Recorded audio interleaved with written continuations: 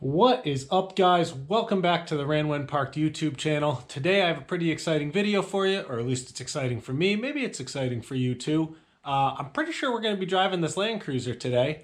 If you remember in the last video I posted, we put the drivetrain back in it. I think we got this radiator in it and the radiator support modified. We did a little wiring work, some fabrication work on the twin stick transfer case selectors.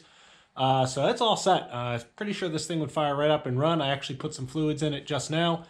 So today we need to build out a braking system. Now, I'm not going to worry about the rear brakes for a couple reasons. The main one being that the next logical thing to do to this thing is take the body off and do some body work. So at that point, I'll plumb up the rear brakes and stuff. And the second reason is I don't really need it. I'm just going to drive this thing around the yard a little bit to make sure everything works. So front brakes.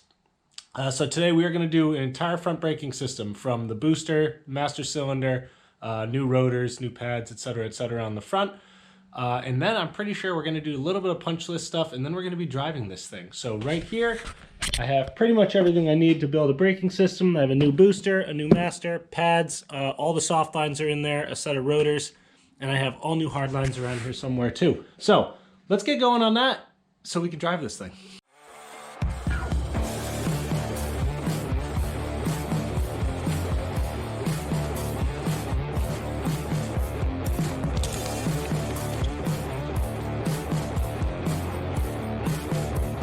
All right, so to begin, the mounting holes and everything are already in the fiberglass body for the brake booster to go on here. However, I have the pedal box kind of temporarily mounted under here just so I can mock it up. If you guys remember in the last video, we did some modifications here and stuff for the throttle pedal, which goes up there. So we need to pull this out because the booster mounts, like on almost every vehicle, go through the pedal box and bolt through and sandwich the whole system. So first things first, take these bolts out, bolt up the booster, bolt up the master cylinder, then we'll move forward. All right, so we already have a problem here. This brake booster is off. I think I ordered a 91 4Runner brake booster. They're just a lot more available than the original 40 brake boosters, and that's fine because they fit. The bolt pattern on the back and on the front are exactly the same for essentially every Toyota 4x4 from like the 1970s up into the mid-90s, so it makes it real easy. But and I kind of knew this was going to happen, the shaft on the backside is a little bit longer. So it runs right into the brake lever. Now, there is a turnbuckle style thing that goes on this that brackets that and bolts in, and that will never fit there like that. So I'm probably going to have to cut this shaft down, but also I'm probably going to have to space this thing out. And I actually heard that other people had to do that. So probably what I'm going to do in the very short term is throw some like half 13 nuts on the back side of it or something like that just to space it out and get some sort of distance measurement. That's not a good idea to leave those in there, but if I know that that'll make it all work, then I'll machine out a billet one on the mill spacer that'll go in there and be, you know, safe for the future. So I'm going to take this back out and throw some spacers on the back side just to get it so it geometrically works. Then we can move forward. Okay, so it's spaced out about 1/2 inch, and honestly I think it needs probably at least 5/8. I also went ahead and cut down the shaft a little bit, and I cut it down as much as I was comfortable with, and it's adjusted in absolutely as far as it'll go, and this pedal is still really, really high. But nonetheless, it's hooked up, and we will have brakes, so we can move forward. Master cylinder, then we'll start working on the wheels.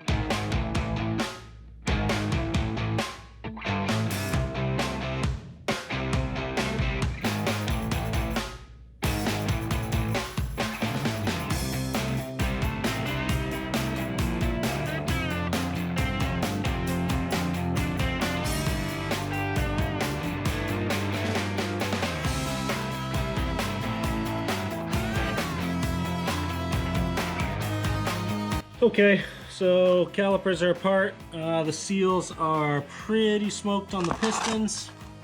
So these things are going to be a no-go. I'm not going to rebuild them, obviously. I'll just order a new set. So I'm going to go ahead and get those ordered. In the meantime, I'll take the other side apart, get it ready to go, and we'll swap out the rotors.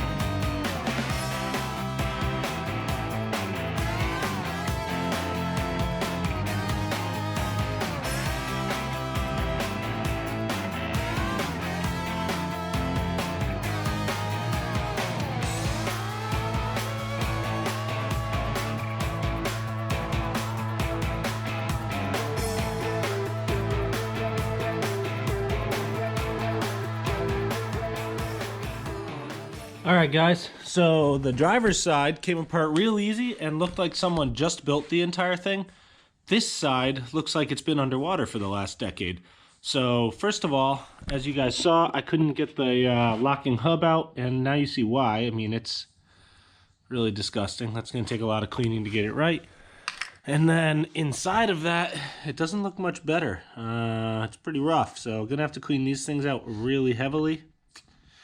But more so, it's got a spacer on it, and the other side did not have a spacer, which is very weird. I'm not really sure why that setup would exist, but we're gonna go without it and see what happens. So I just gotta pull these off, the little bearing lock nuts in there, and then we can pull this thing apart and get a new rotor on it, so we'll keep going.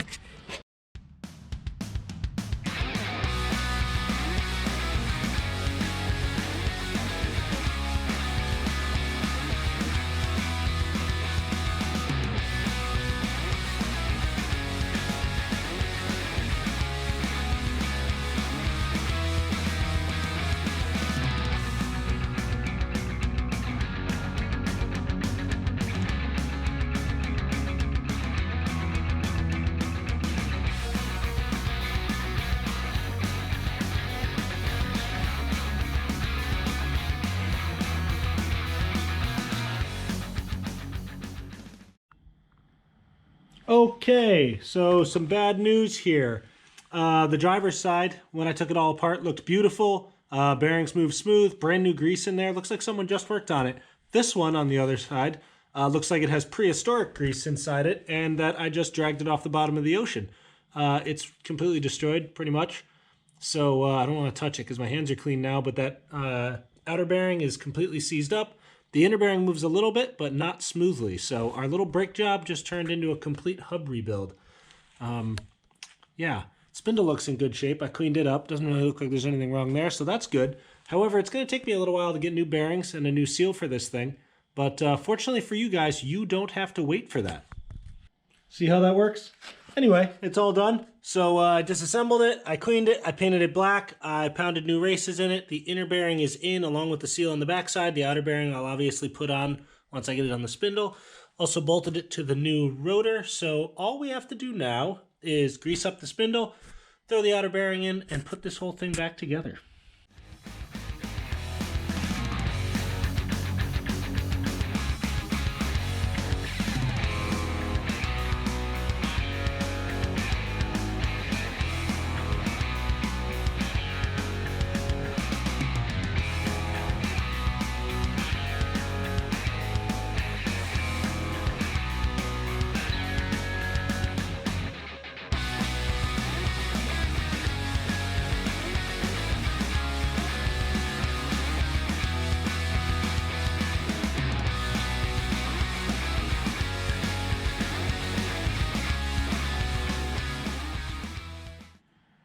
And it's all put back together, other than the extension piece here and the locking hub, only because they're in really bad shape, so I got to clean them up, paint them, rebuild the locker, and grease it all up, but that's okay. I'll put all that back together later.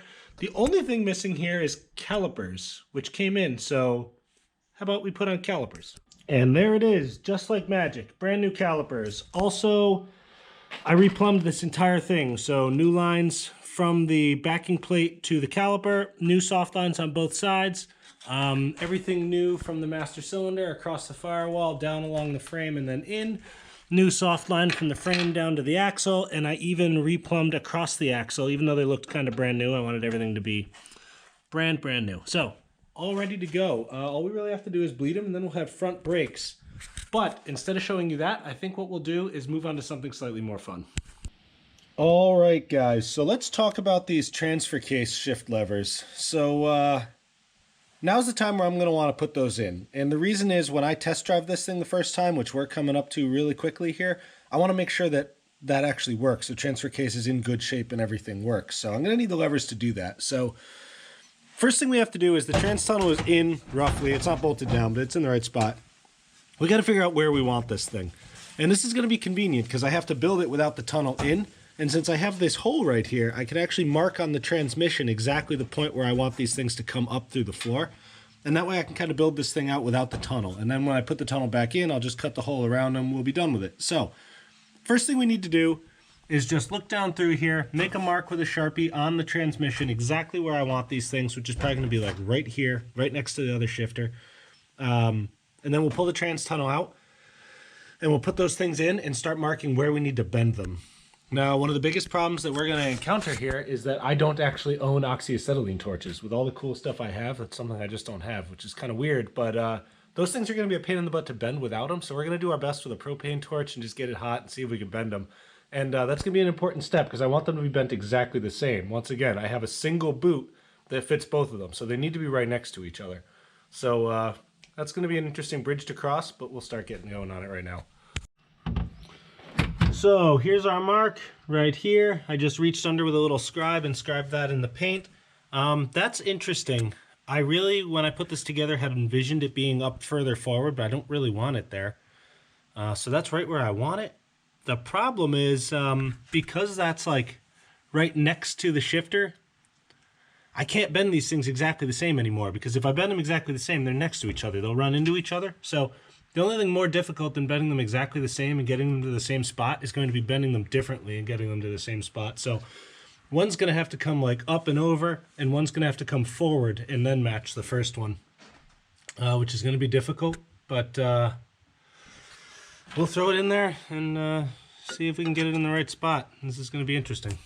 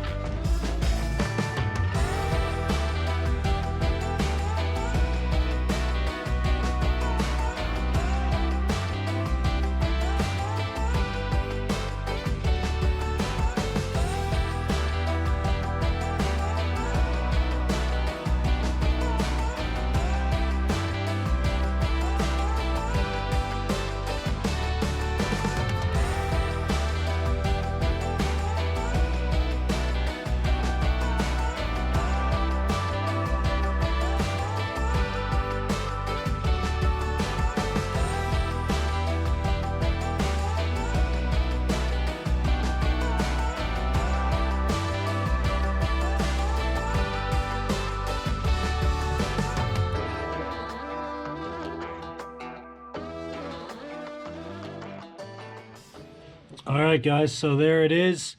Got them in there. They have enough travel. The hole isn't too big for the boot, although it is really, really close. I might have to build like a sub panel here to go under it. The only problem is I had to cut this big access panel in the side of the tunnel cover just because of those bends, which I kind of saw coming. And actually it's convenient because I can get down in there and tack these things in position through that hole, which is kind of nice. Now the only problem is that you can't get the tunnel out of here with the shifter levers in. So that kind of sucks. I'm not really sure how I'm going to solve that problem, but I'm going to go ahead and weld these things in after I get the shifter bolted down and get the cable back on, because I don't want to take it back out between now and test driving it, because I'm going to have to take the seat and the gas tank out to do that. So I'm going to go ahead and get the shifter sorted out, the tranny shifter that is, and then I'll get those things tacked in, and we'll be about done with that. So I got these all positioned and went to tack them together, and then I realized that a much better solution would be to throw them back up on the mill, mark where they're going to go, which is right there, and then drill them and tap them.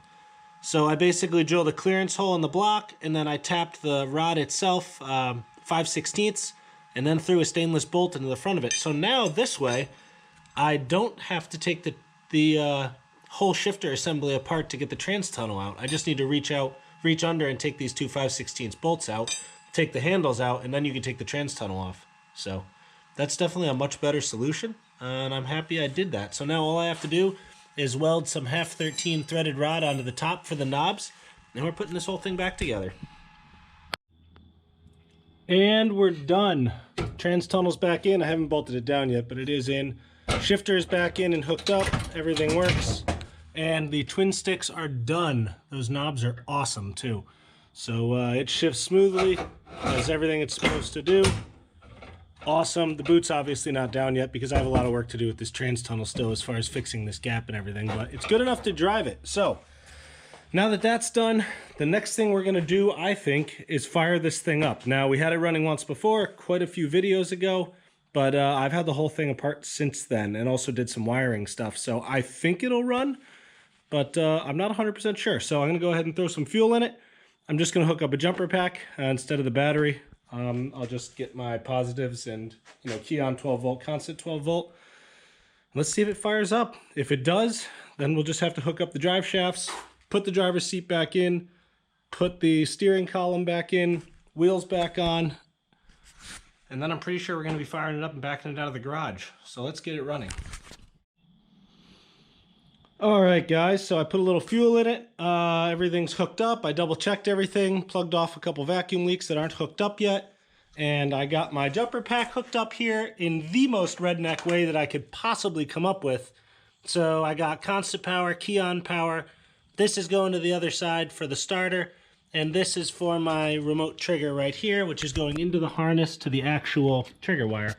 Yeah, that's pretty sketchy, but I think this is one of those, if you know the rules, you can break them type situations. But you might see it a different way. Maybe you see it as being very dangerous.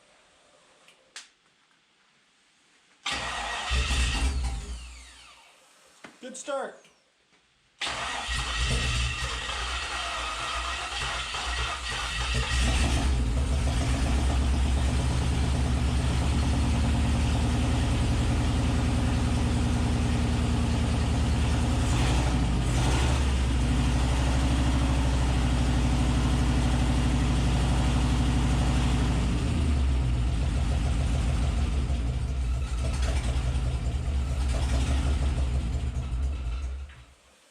All right, guys, so I've gotten some other stuff done on the 40 here without the camera running. I did the coolant hoses, I did the steam line vent, I did some wiring management stuff, and just some other things that we need to get out of the way. So we're almost ready to run it.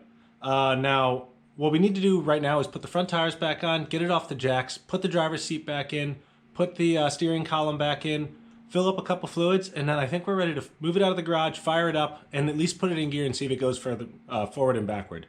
If it does that, then we can do a couple more things, tie up the computer, get some things out of the way so they won't move, maybe some more permanent wiring, then we can drive it around in the woods a little bit. So first things first, let's get those three things done, get it out of the shop.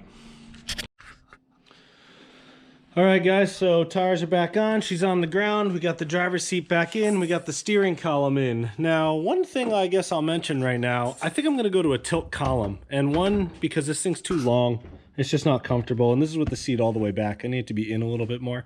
And two, because somehow the geometry wound up wrong and this shaft hits the manifold a little bit, which it definitely didn't before. And I had intended to rebuild this anyway because this doesn't have a collapsible section in it. I just kind of stuck this one on there to get it moving. You know, I'll make it collapsible later for safety, but I think while I do that, I might as well just go to a collapsible or a tilt column. Make my life a lot easier. So I'm going to do that. However, I think that now we are ready. Transmission doesn't have much fluid in it. It leaks from the pan. Also, the front diff was leaking, so I don't think there's much fluid in that, and there is none in the transfer case. So basically what we're going to do right now is just fire it up. I'm just going to pop it into reverse. I'm probably going to have to give it a little gas because it's low on fluid. Just see if it moves. Put it in drive, see if it moves. That'll tell us that all the driveline components are at least intact and operating right. It'll also tell us that the shifter is set up right, because that's always kind of a question whether or not it hits all the gears appropriately. So let's do that.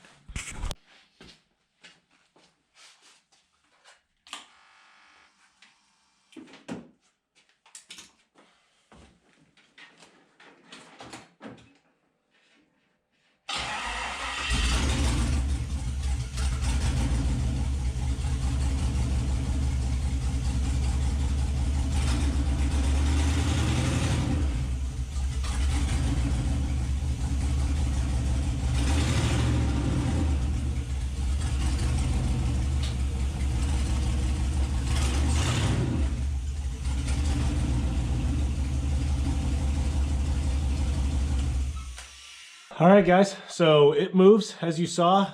Reverse and drive, both of them were in the right spot on the gear shifter, so success on the cable adjustment and everything. That's actually a huge success, because as you guys have seen, I've rebuilt basically every driveline component on this thing, so I'm really happy it works. Also, the transmission was a huge question mark, because it just came out of one of the parts trucks. I never really even tested it, so that's awesome. Now, all we got to do now is I'm just going to throw a new tranny pan on this thing, because that one leaks. I think it's warped. It's, you know, a sheet metal pan, the factory one. So I'm going to get a nice billet one and throw that on there. I'm also going to put gear oil in the transfer case. I'm going to put gear oil in the front diff. I'm going to check the gear oil in the rear diff. I'm going to fill it with coolant and get it all set up in there. And then it's time to get this thing out of garage and get it driving. And fortunately for you guys, you don't have to wait for me to do any of that.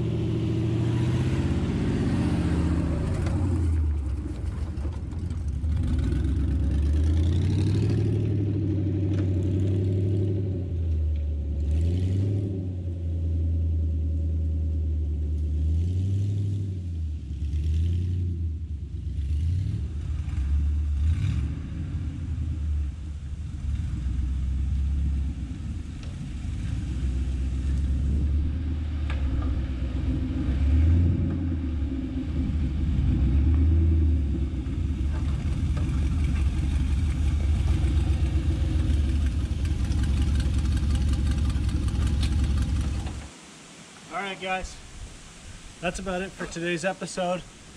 Landcruiser works great. Everything works pretty much exactly how I wanted it to. Now, I kind of had to get it out of the garage because I got something else going into the garage that I think you guys are going to really like to see. So you will see this thing again soon, but not before I work on another project also. That's about it for today's episode though. Don't forget to like, comment, subscribe, tell me what you're thinking, and we'll see you guys next time on Ran When Parked.